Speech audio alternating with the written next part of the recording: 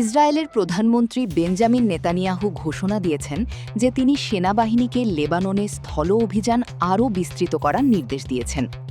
বিশ্লেষকদের মতে এই বার্তার মূল লক্ষ্য ইসরায়েলের অভ্যন্তরীণ জনগণ। নেতানিয়াহু দেখাতে চাইছেন যে তিনি এখনও শক্ত অবস্থানে আছেন এবং নিরাপত্তা পরিস্থিতি নিয়ন্ত্রণে রাখার চেষ্টা করছেন। বর্তমানে ইসরায়েলি বাহিনী বেউফোর দুর্গ এলাকার নিয়ন্ত্রণ নিয়েছে। ধারণা করা হচ্ছে সেনারা সেখানে অবস্থান চালিয়ে যাবে। ইসরায়েল এই এলাকাকে তাদের পরিকল্পিত নতুন নিরাপত্তা অঞ্চলের অংশ করতে চায়।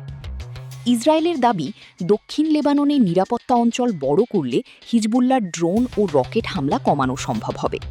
সাম্প্রতিক সময়ে হিজবুল্লাহর কিছু হামলা আগের চেয়ে আরও ভেতরের এলাকায় পৌঁছেছে। তবে অনেক সামরিক বিশ্লেষক এই পরিকল্পনা নিয়ে সন্দেহ প্রকাশ করেছেন। তাদের মতে শুধু দক্ষিণ লেবাননে আরও সেনা মোতায়েন করলেই ড্রোন হামলা বন্ধ করা কঠিন, কারণ আধুনিক ড্রোন ছোট, দ্রুত এবং শনাক্ত করা কঠিন। এই ড্রোন হুমকি এখন ইসরায়েলের ভেতরে বড় বিতর্ক ও উদ্বেগের বিষয় হয়ে দাঁড়িয়েছে। তাই লেবাননের নতুন অভিযান কাঙ্ক্ষিত ফল দেবে কিনা তা নিয়ে প্রশ্ন থেকেই যাচ্ছে।